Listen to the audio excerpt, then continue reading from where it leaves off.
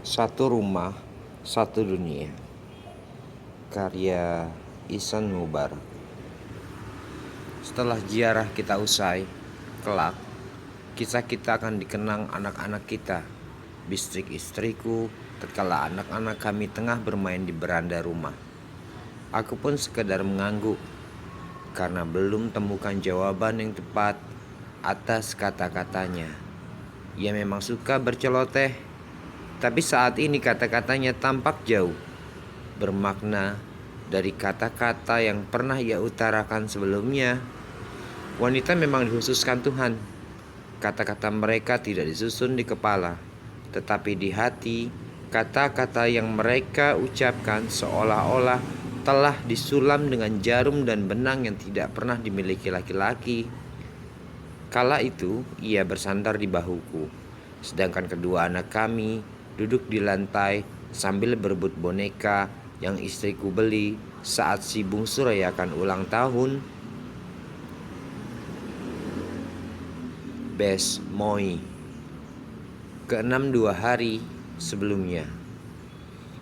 Siang hari sebelum pulang kantor, anak-anak kami sudah biasa bermain berdoa berdua sambil menanti kedatangan kami. Aku pernah tawarkan ide untuk mendatangkan seseorang pengasuh. Namun istriku menolaknya. Katanya mereka harus mandiri. Aku pun mengiyakan pendapatnya. Aku kira sudah saatnya kita berbagi kisah kita kepada anak-anak kita, Afifah, kataku pada istriku. Apa maksudmu? Tanya istriku sambil mengangkat kepala dari bahuku. Sebenarnya aku berharap ia tetap bersandar di bahuku sampai aku menyerumput habis segelas kopi yang ia siapkan bagiku. Dulu ketika masih kuliah di Jogja, aku pernah membaca novel karya Jostein Gaarder, Dio Angel. Judul novel itu berkisah tentang sebuah wasiat dari sang ayah karena putranya. Mulanya aku kira itu wasiat tentang harta benda, namun aku keliru. Wasiat sang ayah ternyata hanyalah kisah tentang pertemuan antara dirinya dan istrinya yang ia juluki gadis jeruk. Istriku tampak kebingungan. Aku memang sering menceritakan kembali buku-buku yang pernah kubaca dan ia sangat suka mendengar ceritaku. Telinga wanita memang peka mendengar, namun sebuah keningan yang mencekam tampak menyuarakan kata-kata tertentu. Namun kali ini ia memilih diam dan tampak tidak mengerti sesuatu pun, seolah kata-kataku adalah kosakata yang asing dan tidak terdaftar di dalam kamus yang pernah ia bacakan. Apa hubungannya dengan kita, Martin? Tanya istriku dengan lembut.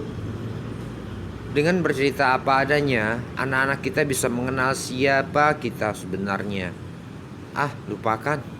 Itu hanya menggores luka di dada mereka. Jika kamu dan aku masih saja tersisa derita, mengapa pula anak-anak kita mesti terlibat? Mereka belum siap menerimanya. Ini bukan soal mereka siap atau tidak. Ini tentang bagaimana kita memulainya.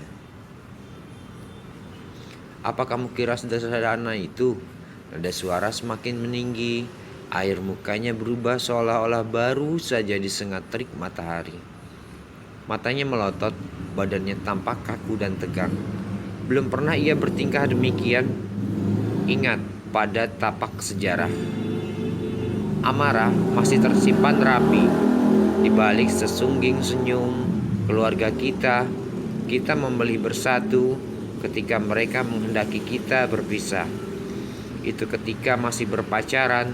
Sekarang setelah kita memiliki kedua anak kita, mereka menerima anak-anak kita tanpa sedikit pun menghendaki kita sebagai ayah dan ibunya. Kamu tahu mengapa? Air matanya menetes, mengalir dari sudut-sudut matanya. Ketika itu, anak-anak yang sedang asik bermain tiba-tiba berhenti, dan Wan kemudian memeluk ibu mereka. Tanpa menunggu kata-kataku, mereka langsung menuju kamar tidur. Dari tempat dudukku, aku masih mendengar isak tangisnya.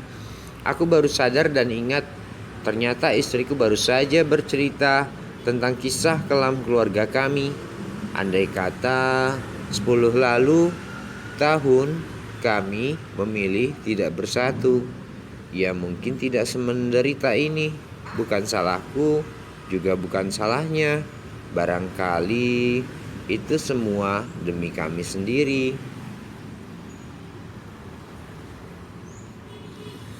15 tahun sudah yang lalu, kami masih kuliah di salah satu kampus di Jogja. Aku ditugasi dosen untuk membuat penelitian tentang Islam Nusantara. Aku sempat bingung karena saat itu aku belum pernah dekat dengan seorang pemikir Islam di Jogja.